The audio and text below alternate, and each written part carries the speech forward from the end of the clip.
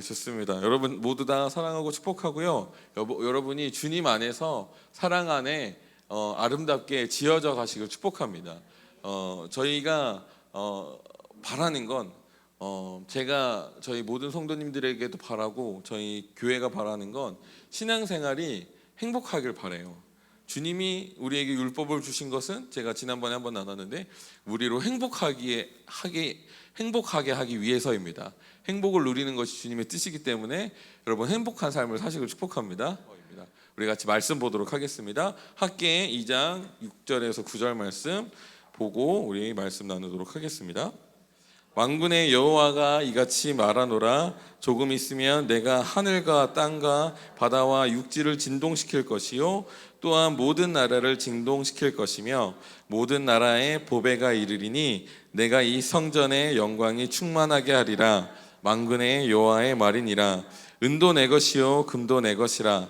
만군의 여호와의 말이니라. 이 성전의 나중 영광이 이적 영광보다 크리라. 만군의 여호와의 말이니라. 내가 이곳에 평강을 주리라. 만군의 여호와의 말이니라. 아멘. 네, 주님께서 이 땅을, 이 세상을 창조하셨습니다. 뭘로 창조하셨을까요? 말씀으로 창조하셨습니다. 그래서 성경에 보면은 만군의 여호와의 말이니라라는 게 굉장히 많이 나와요. 그리고 우리 성경에 또한 어떻게 기록되어 있냐면 입술이 우리를 이끌어 간다라고 기록하고 있습니다. 그래서 우리가 말하는 대로 이루어집니다. 우리가 입술로 기도로 선포하는 대로 이루어집니다. 그래서 여러분들이 매일매일의 삶에 어떻게 말하고 선포하고 기도하느냐가 굉장히 중요합니다. 내가 내일도 변화되지 않고 오늘과 똑같이 살 것을 기대하고 내 인생이 지겹다라고 말한다면 내 인생은 계속해서 지겨운 인생이 될 거예요. 근데 내가 입술로 나는 내일 오늘보다 더 나은 삶을 살겠다. 나는 오늘 어제보다 나은 삶을 살겠다라고 선포하기 시작할 때 내 삶은 실제로 앞으로 돌파되고 전진하는 삶으로 나아갑니다. 왜냐하면 주님께서 우리를 창조자의 영광에 참여하도록 부르셨기 때문입니다. 아멘.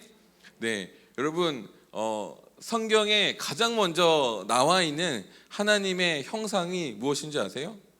창세기 1장 1절 태초에 하나님이 천지를 창조하셨다.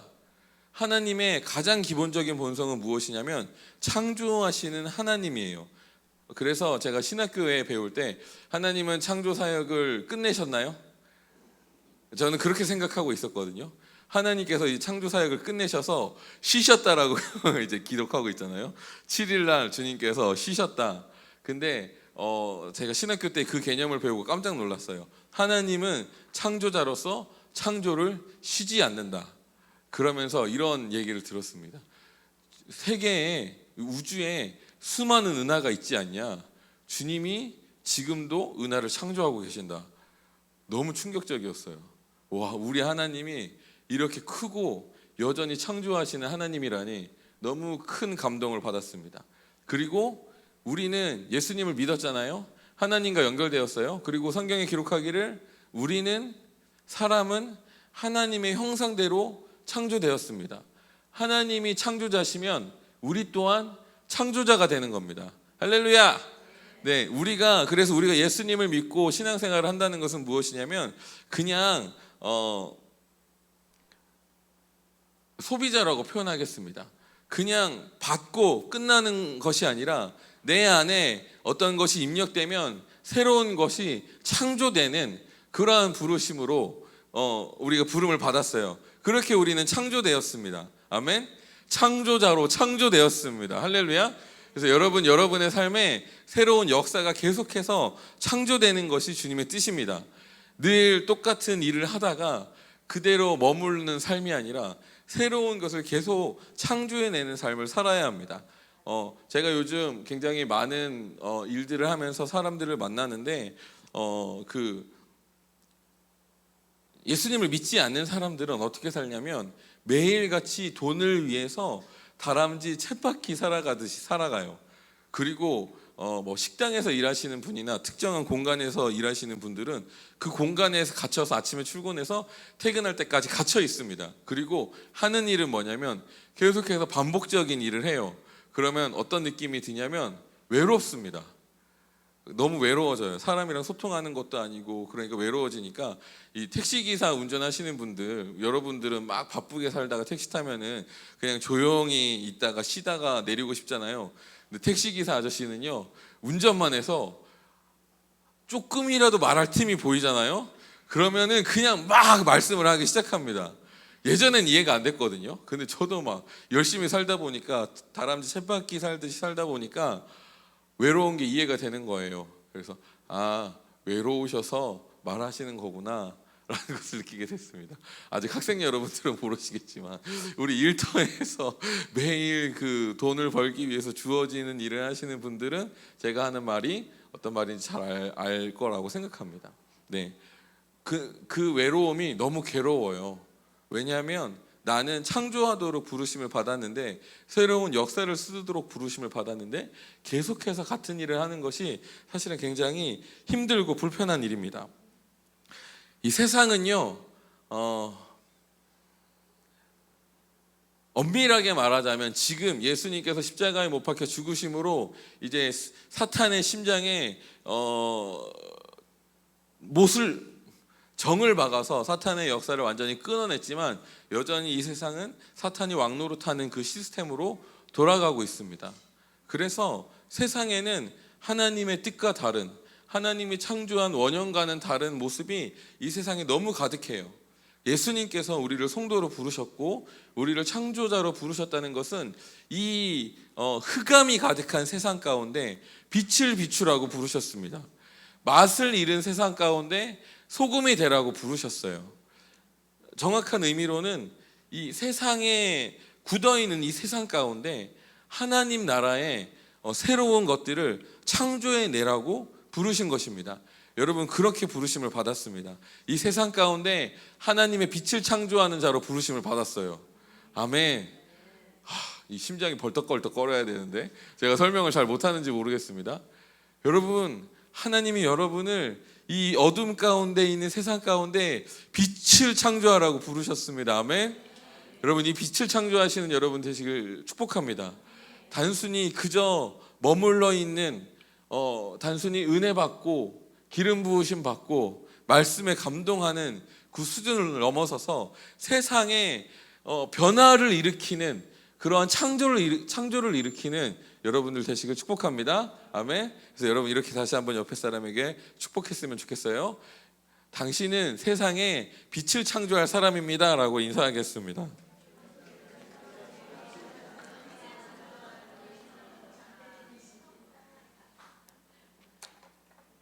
네.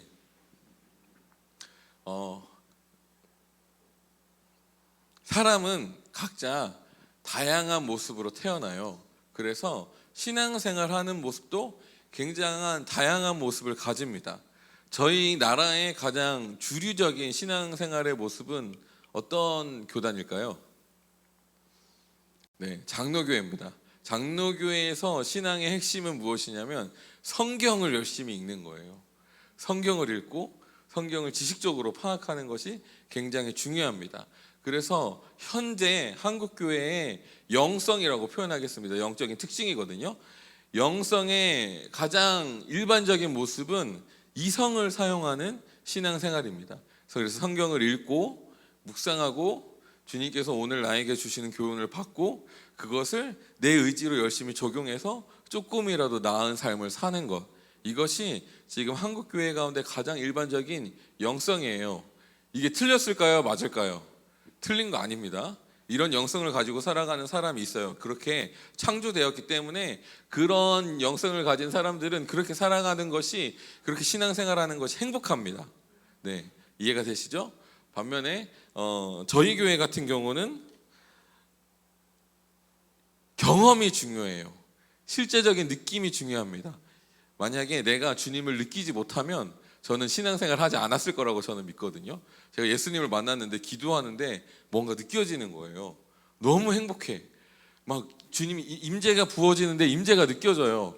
막 이 가슴에서 이 뭔가 시원한 게 막 터져 나와서 너무 즐겁게 행복해요. 근데 저희 아버지가 목사님이신 거 여러분 다 아시죠? 저희 아버지는 이 영성을 가지고 있지 않으신 거죠. 저희 어머니는 이 영성을 가지고 있지 않은 거예요. 그래서 물어봐도 대답을 못 해줘요.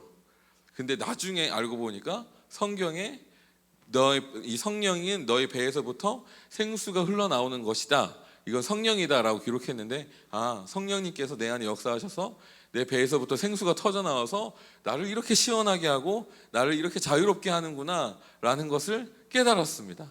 저와 같이 여러분들도 마찬가지라고 생각합니다. 주님을 실제적으로 느끼고 인식하고 경험하는 것이 중요한 영성을 가진 부류들이 있습니다. 그런 부류를 위한 교회들이 필요해요. 그리고 이제 감성 터치라고 하는데, 저희는 이제 영적으로 실제적인 경험을 하잖아요. 그래서 저희는 감동보다는 이제 뭐랄까요, 진짜 느끼는 게 중요해요.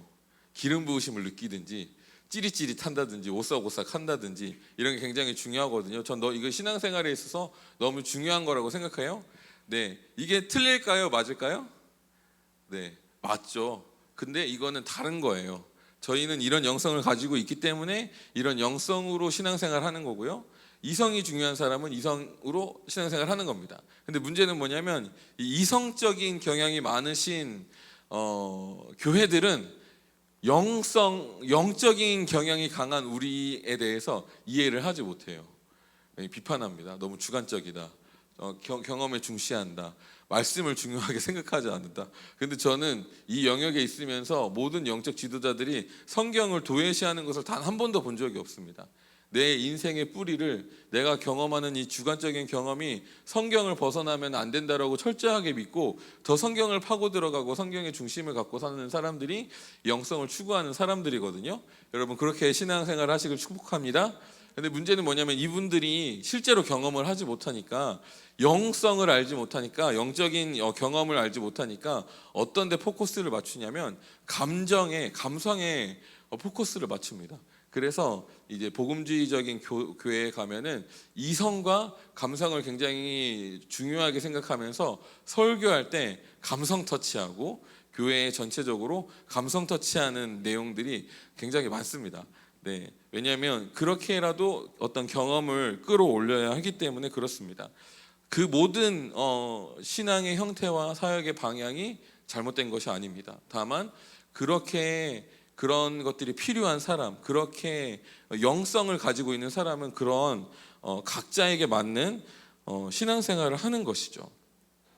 근데 제가 이 얘기를 한 것이 무엇이냐면, 각자가 우월하다고 생각해요. 이성적인 신앙생활 하는 사람은 나는 감성적인 신앙생활 하는 사람보다, 영적인 신앙생활 하는 사람보다 우월하다고 생각합니다. 반면에 이 감정적인 신앙생활 하는 사람들은 이성적으로 신앙생활 하는 사람보다, 영적으로 신앙생활 하는 사람보다 우월하다고 생각합니다. 우리도 마찬가지거든요. 실제로 경험하는 신앙생활 하는 우리는 이성적인 신앙생활 하는 사람보다, 감정적인 신앙생활 하는 사람보다 우월하다고 생각합니다. 저는 다 똑같다고 생각합니다. 근데 어떤 면에서 다 똑같냐면요, 그래서 그 영성을 가지고 교회 안에 머물러 있다면 그게 무슨 의미인데? 라는 의미로 똑같습니다. 우리가 이성적인 신앙생활 하는데 그저 나의 만족을 위해서 신앙생활 한다면 그게 무슨 의미가 있을까요? 우리가 감정적인 신앙생활 하는데 그저 내가 설교 듣고 예배하다가 눈물 흘리고 위로받는 것에 그친다면 그것이 무슨 의미가 있을까요? 우리가 하나님을 실제로 경험하고 임재를 경험하고 기름 부으심을 느끼지만 우리가 그저 교회 안에 머물러서 우리끼리만 만족하는 신앙생활을 하고 있다면 그게 무슨 의미가 있겠습니까? 저는 작년에 이제 제가 이제 만으로 40이 됐고 나이가 들면서 이제 점점 제 세계관이 확장돼서 이제 정말 세상과 맞닿고 세상이 어떤지를 느끼는 수준으로 제 세계관이 확장되는 시기를 겪었습니다. 그러면서 저는 제가 모태신앙이에요. 저희 아버지가 목회자는 아니었지만 어머니는 교회에서 반주하시면서 교사하시면서 교회를 정말 충직하게 섬기시는 분이셨고, 저희 아버지도 같이 교회를 지키시는 신앙생활을 하셨고요. 그리고 제가 이제 초등학교 2학년 때부터 아버지께서 신학을 시작하셨습니다. 제가 태어났을 때 저희 할아버지께서 저에게 오셔서 저희 아버지에게 이름을 주고 가셨어요. 이종현이라는 이름을, 종헌이라는 이름을 주고 가셨습니다.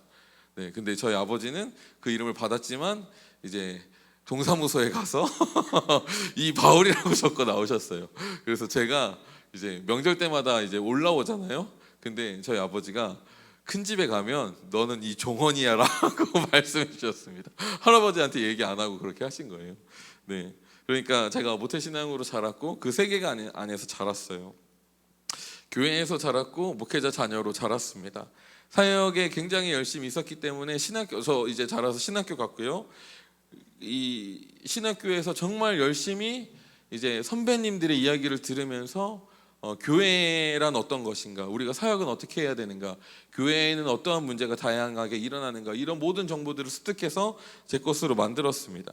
그래서 어떻게 사역해야 되는지, 교회란 어떤 곳인지 이걸 너무나도 잘 알고 있었어요. 심지어는 장점과 단점도 잘 알고 있었습니다. 저희 아버지가 지금은 정말 열심히 기도하시고 말씀을 필사하시고 하루에 3시간 이상씩 기도하시는 그런 목사님으로서 사역하고 계시지만, 제가 어렸을 때는 저희 아버지께서 이제 민중신학, 해방신학이라는 신학의 영향을 받으셔서 굉장히 러프하신 목회자들과 어울리셨어요. 그러니까 일반적인 기준으로 목사의 삶을 살지 않는 분들과 함께 하셨습니다. 그래서 저는 그분들의 말도 들었고, 네, 목사님들이 아주 입도 거칠고, 네, 주와 연을 함께 하십니다. 이게 무슨 말인지 아시죠? 네, 주와 연을 함께 하시는 네, 분들이셨거든요. 그런 분들을 보고 자랐어요. 그러니까 정말 열심히 사역하는, 그리고 부흥하는 목사님들도 지켜보고, 또한 그렇지 않은 목사님들도 지켜보면서 와, 교회의 스펙트럼이 이렇게 넓구나, 그러면서 제가 많은 정보들을 취했고, 이런 것들 중에서 내가 해야 될 것이 무엇인지 잘 알고 있었습니다. 교회에서만큼은 저는 모범생이었거든요. 모범생처럼 보이시나요? 저 굉장히 모범생처럼 생겼죠? 오늘 제가 옷을 이렇게 입고 왔는데 굉장히 깔끔하고 멋있다라고 칭찬을 받았습니다. 제 깔끔해 보이십니까, 여러분? 네, 감사합니다. 우리 옆에 사람에게도 오늘 옷을 너무 잘 입으셨네요 라고 인사할까요? 너무 아름다우십니다. 인사하겠습니다.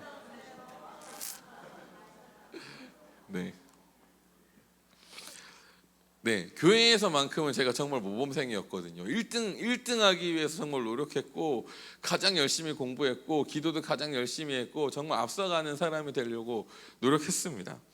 네, 근데 제가 이제 40이 돼서 세계관이 확장되면서 제가 모든 걸 집중해서 몰두했단 말이에요. 저에게 있어서는 교회는 굉장히 위대했고 굉장히 거대했거든요. 근데 나이가 들고 점점 세상을 알아가고 세상을 향해서 나아가다 보니까, 저희 교회가 계속 추구하잖아요. 세상으로 나아가야 된다. 정말 세상으로 나아가다 보니까 경제적인 영역으로 나아가고, 뭐 정치적인 영역으로도 관심을 갖고 나아가고, 이렇게 나아가다 보니까 점점 제가 초라해지는 거예요. 점점 제가 작게 느껴지고, 심지어는 교회가 초라해지는 경험을 작년에 너무 극심하게 찾아와서 굉장히 마음에 시험이 들었고 힘들었던 적이 있습니다. 왜냐하면 세상에 나가면요, 교회가 단 하나의 영향력도 발휘하지 못하고 있는 거죠. 교회가 세상에 빛과 소금이 돼서 사람들이 교회가 정말 좋다, 교회가 사회에 도움이 된다, 교회가 교회 다니는 성도들이 내 삶에 유익을 줬다, 이런 이야기로 팽배해야 되는데, 세상에 나가면 종교적인 집단들은 아주 비이성적인 사람으로 치부되고 무시받는 경향들을 계속 경험하고, 그리고 실제로 교회가 세상에서 영향을 발휘하지 못하는 모습들을 보면서 그게 이제 너무 크게 느껴지기 시작하는 거죠. 제가 세상에 나아가다 보니까요, 교회가 너무 초라하게 느껴졌고 내 자신이 너무 작게 느껴졌습니다. 그저 교회 안에서 순위 다툼하는 어떤 교회가 더 좋냐, 어떤 교회가 더 크냐, 어떤 교회가 더 성장하냐, 누가 더 신앙생활 잘하냐, 막 그 교회 안의 기준을 가지고, 교회만의 기준을 가지고 울타리를 치고 세상과는 완전히 단절된 그런 배타적인 그룹으로 있는 이 교회를 보면서 우리가 너무 초라하게 느껴졌어요. 세상에 영향을 발휘하지도 못하는데, 세상에 조금도 도움이 되지도 않는 것 같은데, 기독교가 도대체 무엇인가? 하나님이 교회를 그렇게 만드셨나? 하나님께서 나를 그렇게 창조하셨나? 너무너무 힘들었습니다. 내가 알고 있던 세계가 무너져서 너무너무 힘들었어요. 심지어는 이제 저희가 영적인 영성을 가지고 있잖아요. 영적인 영성을 가지고 있으면 뭐 하나? 라는 데까지 이르렀죠. 근데 이거는 우리뿐만이 아닙니다. 네. 이성적인 영성을 가지고 있으면 뭐 합니까? 감성적인 영성을 가지고 있으면 뭐예요? 우리가 세상에 단 하나의 빗줄기도 비추지 못한다면, 우리가 그렇게 빛과 소금이 되는 존재가 되지 못한다면 우리가 존재하는 의미가 없는 것이죠. 너무 힘들었어요. 그래서 제가 할 수 있는 게 기도밖에 없었습니다. 그래서 기도하고 또 기도했어요. 사실 너무 죽을 것 같았습니다. 내 세계가 무너졌거든요. 내가 너무 초라해졌고 내 세계가 무너졌기 때문에 제가 할 수 있는 건 기도밖에 없었습니다. 기도 말고는 견딜 수가 없었어요. 그렇게 기도하는데 주님께서 저에게 레마를 주셨습니다. 누가복음 4장 18절 19절 말씀입니다. 우리 다 같이 읽도록 하겠습니다. 누가복음 4장 18절에서 19절 말씀입니다.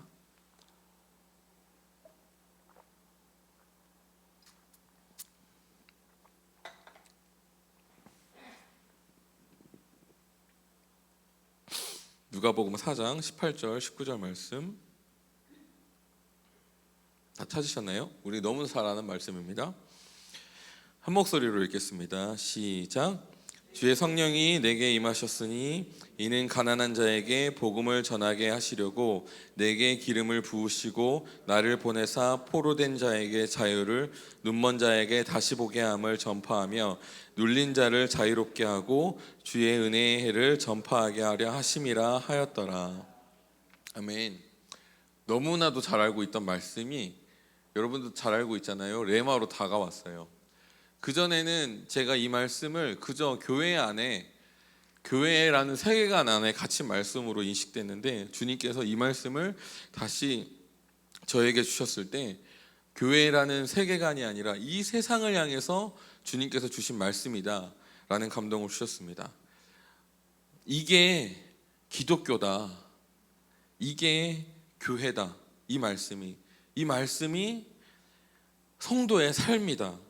내가 이 일을 하라고, 성경 본문 말씀에 보면은 가난한 자에게 복음을 전하게 하시려고 내게 기름을 부으시고 나를 보내사 포로된 자를 자유케 하고 눈먼 자를 다시 보게 함을 전파하며 눌린 자를 자유롭게 하겠다. 주님께서 우리 가운데, 특별히 영적인 영성을 가진 우리 가운데 주신 사명과 부르심은 무엇이냐면, 우리로 하여금 포로된 자를 자유케 하라고 부르셨습니다. 본문 말씀에 주의 성령이 내게 임하셨으니, 그가 내게 기름을 부으신 이유는 포로된 자를 자유케 하기 위해서.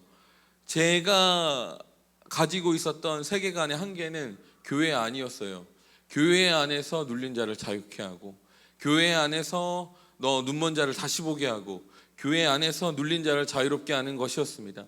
근데 주님께서는 절대 그 세계관 안에 갇힌 말씀으로 이 말씀을 주시지 않았어요. 세상에 나가서 포로된 자를 자유케 하라. 세상에 나가서 눈먼 자를 다시 보게 해라. 세상에 나가서 눌린 자를 자유롭게 해라. 이 일을 위해 성령을 보내셨다라는 것을 느꼈습니다. 그러면서 제가 구할 성령님의 사이즈가, 예전에는 사역하기 충분하면 됐거든요. 사역하기 충분하면 돼. 그 정도면 되지. 내가 예배 인도할 때 사람들이 기름 부으심 느끼고 은혜 받는 정도면 되잖아 라고 예배를 했는데, 이 이후로는 제가 예배할 때 주님, 이 예배가 능력이 부어져서 이곳에 있는 사람이, 이곳에서 은혜 받은 사람이 세상에서 세상을 변화시키는 그런 영향력을 발휘하는 그런 성령님이 임하시는 일들이 일어나길 바랍니다 창조자라고 변화되었습니다. 우리는 창조자로 부르심을 받았어요. 근데 조금 더 구체적으로 얘기하면 제가 오늘 영어 제목을 말씀드렸는데 Become History Maker거든요.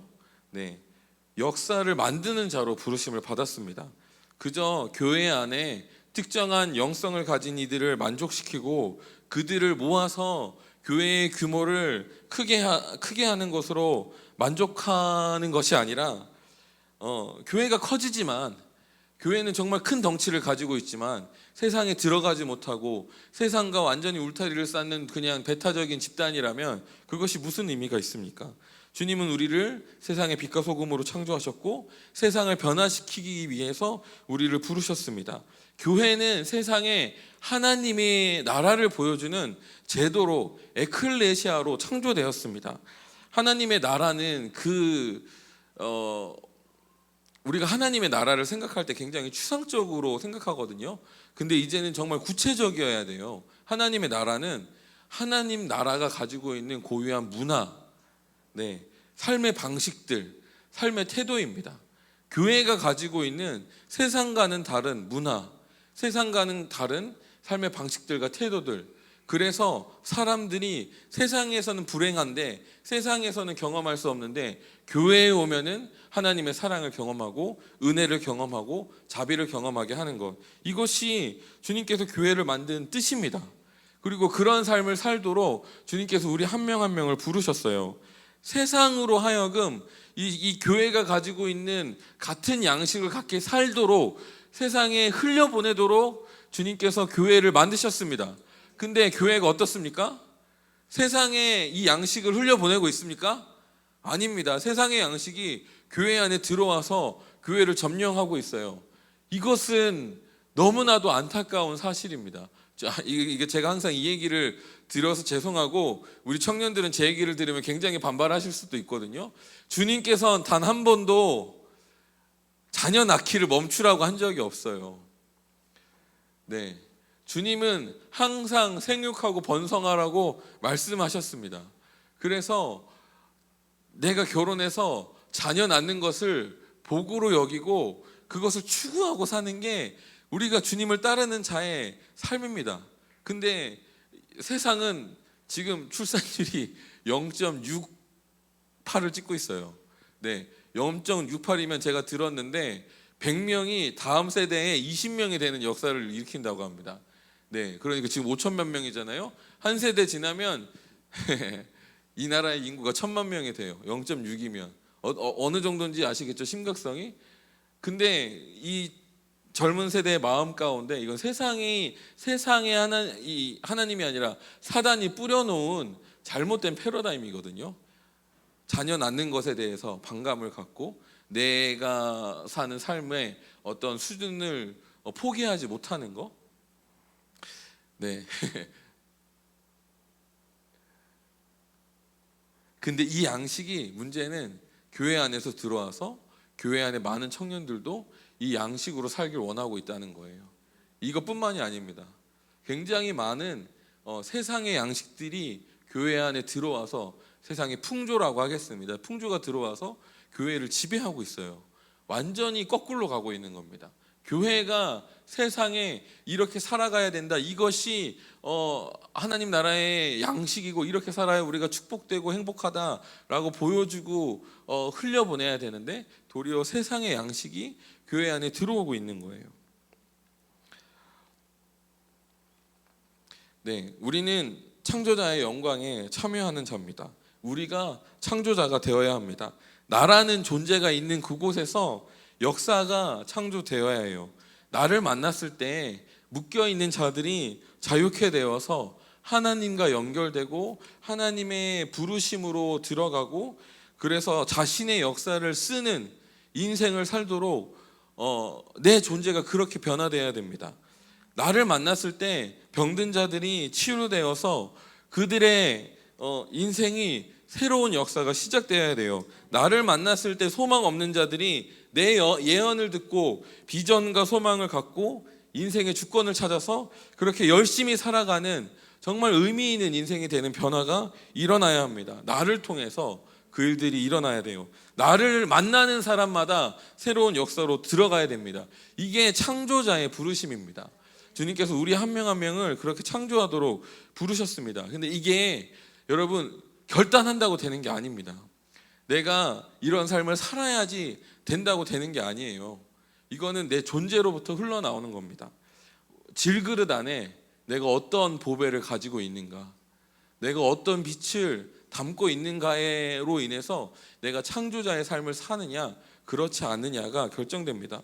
보배를 가지고 있는 사람에게는 역사를 창조하는 일들이 그냥 흘러나옵니다. 이 사람을 만나면 묶인 자들이 그냥 자유케 돼요. 이 사람과 대화하면 이 사람이 예수님도 자기를 의원이라고 했잖아요. 예수님을 만나면 그 사람에게 갖고 있는 영적인 문제가 발견되고 예수님께서 치료해 주시고 그러면 그 사람은 치료된 자로서 이제 역사를 쓰는 인생을 사는 겁니다. 그렇게 우리 한 명 한 명이 그렇게 사람을 치료하고 역사를 쓰게 하는 예수님과 같은 의원의 역할을 할 수 있어야 합니다. 네.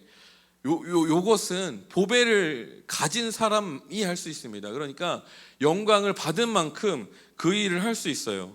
영광은 직관적인 계시입니다. 그냥 상식적으로 얘기하면 엄청난 정보예요. 주님의 영광이 임하잖아요. 그러면 엄청난 정보가 우리 머리에 쏟아져 부어져요. 그래서 너무 강력하고 크고 거대하고 너무 선명하고 분명하기 때문에 직관적인 계시는 실제 경험이 아니거든요. 계시를 받은 거잖아요. 근데 너무 분명해서 마치 경험한 것처럼 받아들이는 일들이 일어납니다. 그래서 계시가 임하고 영광이 임하면 내 패러다임이 변화돼요. 존재로서 패러다임으로서 완전히 변화된 사람만이 예수님처럼 역사를 쓰게 하는 일들을 할 수 있습니다. 우리가 이 교회가 은사를 훈련하고 기술을 가르치고 성경적인 지식을 전수하고 있어요. 근데 단순히 은사를 가지고 있는 곳으로는 이 일을 할 수가 없습니다. 왜냐하면 그냥 기술을 가진 것만으로는 나는 치료를 할 뿐이지 새로운 역사를 쓰게 하고 창조하는 일을 할 수 없거든요. 영광을 가진 사람만이 그 가지고 있는 만큼 창조주의 사역에 동참할 수 있습니다. 특히 어떤 영광을 가지고 있어야 하냐면 사랑, 자비의 영광을 가지고 있어야 합니다. 사랑이 아니고서는, 자비가 아니고서는 우리의 수준이 그냥 우리끼리 모여서 아웅다웅 하는 것에서 멈춰요. 여러분 주님의 사랑으로 완전히 변화되시길 축복합니다. 여러분이 주님의 자비의 영광으로 충만해지기 전에는 우리는 우리끼리 모였을 때 옆에 사람과 경쟁하는 아웅다웅하는 수준에서 멈출 수밖에 없습니다. 근데 우리가 진짜 나를 한량없이 용서하시는 자비의 영광을 만나면 우리는 더 이상 아웅다웅하는 것에서 멈춰서 사람을 변화시키고 역사를 쓰는 창조주의 영광에 참여하게 됩니다. 그래서 여러분 축복하는 것은 주님께서 나를 용서하신 것처럼 용서하시길 축복합니다. 그래서 여러분 용서하는 자로서 사랑을 보여주시는 여러분 되시길 축복해요. 아멘. 우리 옆에 사람에게 인사하겠습니다. 당신은 용서하는 자입니다. 당신은 자비를 보여주시는 자입니다. 축복합니다. 라고 인사하겠습니다.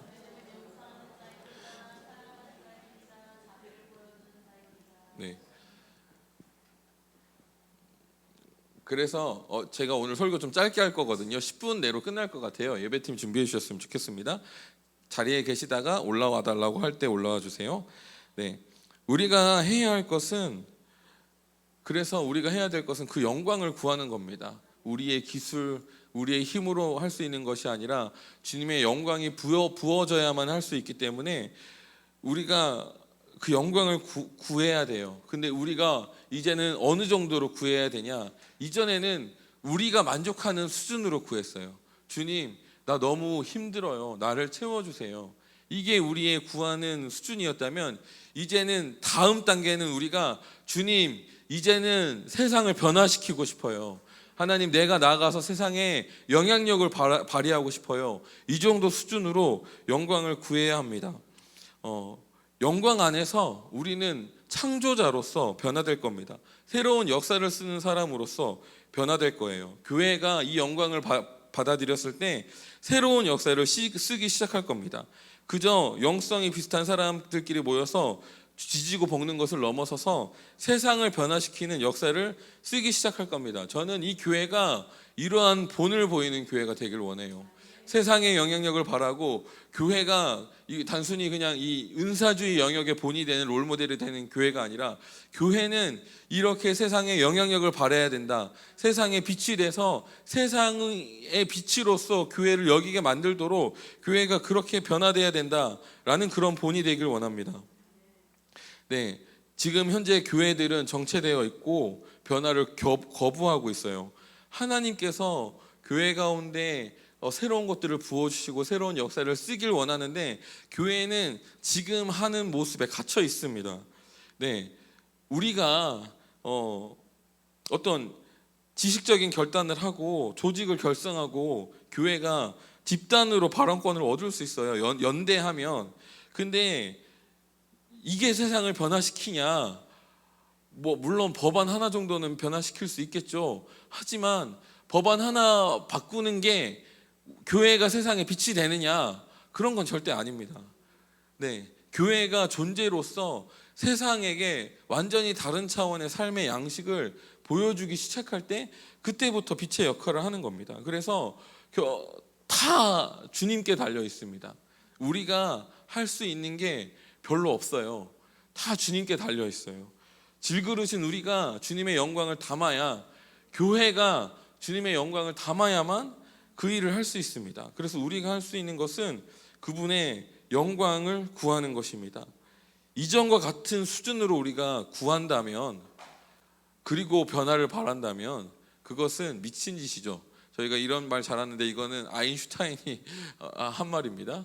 내가 똑같은 일을 하면서 변화되기를 구한다면 그것은 말이 되지 않는다라는 의미예요. 우리가 이전과 똑같은 수준으로 갈망하고 영광을 구하는데 세상을 변화시키기 원한다면 그것은 절대 불가능한 일이죠. 우리의 기준이, 우리의 목표가, 우리의 타겟이 세상을 변화시키는, 제가 아까도 얘기했지만 성령께서 임하셨을 때 주님께서 우리에게 주신 말은 교회 안에서 만족한 수준이 아니었어요. 세상에 포로된 자들을 자유케 하고, 세상에 병든 자들을 치료하고, 세상에 있는 눌린 자들을 자유케 하는 것이 주님의 뜻이었습니다. 그래서 우리가 이제 새로운 차원으로 주님을 갈망하기 시작하면 불편해지기 시작할 겁니다. 제가 이제 영광의 나팔수라는 표현을 많이 표현하는데요. 그리고 저희 교회에서도 스티그마라는 많은 말씀을 드리는데 그 캐나다의 토론토 공항교회에 부흥이 터졌을 때 이제 사람들이 동물 소리를 내면서 기도하기 시작했어요. 중국인이 와서 갑자기 은혜가 돼서 사자의 용맹과 같이 중국 교회가 일어나도록 기도하려고 사자 소리를 내면서 기도했습니다. 호랑이 소리인가요? 사자 소리. 네, 사자 소리라고 하겠습니다. 네, 여러분 기도하는데 누가 옆에서 어흥한다고 생각해 보십시오. 어흥. 네, 기도 집중 되실 것 같으세요? 정지하고 싶거든요. 저게 뭐 하는 거야? 근데 우리가 다른 차원의 수준의 임재와 영광을 구한다는 것은 그런 일들을 열어놔야 된다는 뜻입니다. 네, 누군가는 생각지도 않은 수준으로 주님의 임재를 구할 수 있어요.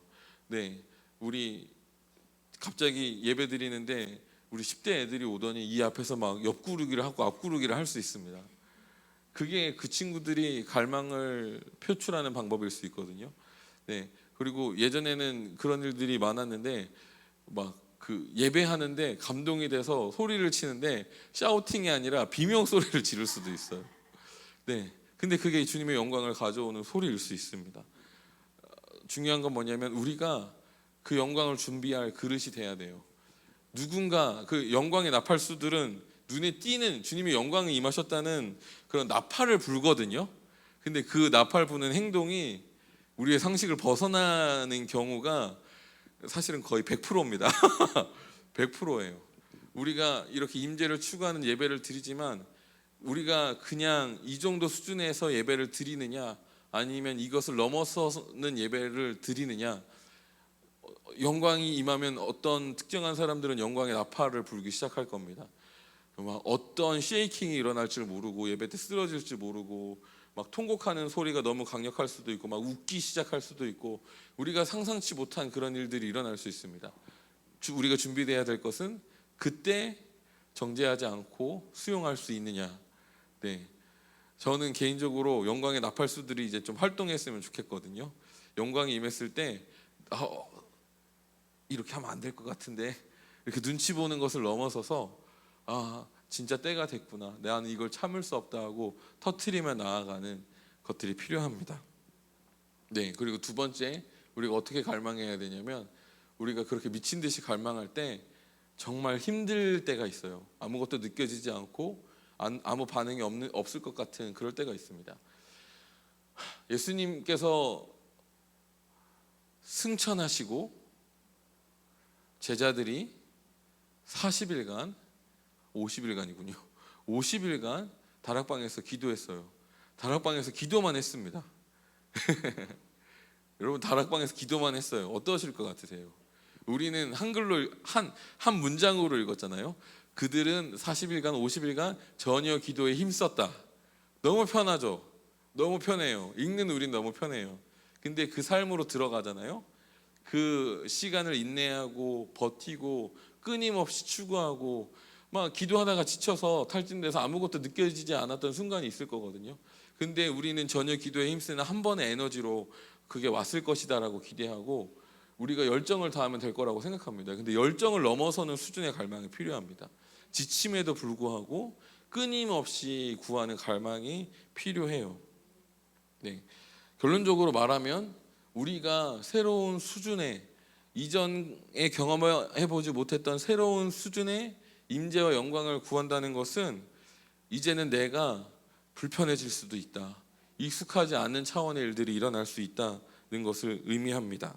그저 감각적으로, 느낌적으로 너무 좋은 예배야, 오늘 찬양도 너무 좋았고 소리도 거슬리지 않았고 사람들도 너무 정돈돼 있고 모든 게 평안했어, 그래서 참 큰 감동이 있었어, 이게 아닙니다. 여러분, 우리가 세상을 변화시키는 영광을 구한다는 것은 이 수준을 넘어서는 임재와 영광을 구하는 것입니다. 네. 그래서 오늘은 설교가 여기까지입니다. 왜냐하면 주님을 구하고 싶었어요. 네, 굉장히 일찍 끝났죠? 그래서 예배팀 앞으로 나와주시길 바라고요. 우리 같이 주님을 구하는 시간을 가졌으면 좋겠습니다. 네, 그래서 여러분 마음의 준비를 하십시오. 힘들고 지루한 시간이 될 겁니다. 왜냐하면 계속해서 기도할 거거든요. 제 생각엔 최소 20분은 기도했으면 좋겠습니다. 그리고 성령께서 임하시고 이끄신다면 30분 이상 기도하면서 간구하며 나아갔으면 좋겠어요. 이 새로 시작되는 이 공간 가운데 새로운 영광이 임해서 우리가 완전히 새로운 시작을 할 수 있는 그런 수준의 영광이 임할 때까지 우리가 나아갔으면 좋겠습니다. 그리고 여러분이 주님께 나아갈 때 뭔가 이전에는 일어나지 않았던 반응들이 일어나요. 손이 떨려요. 사람들이 날 볼 것 같은데. 네, 두십시오. 네, 우리의 시간은 아무도 바라보지 않고 아무 사람도 신경 쓰지 않고 아무 정죄도 하지 않고 주님을 구하며 나아갔으면 좋겠습니다. 우리 다 같이 자리에 일어나도록 하겠습니다. 네, 불 꺼주시면 감사하겠습니다.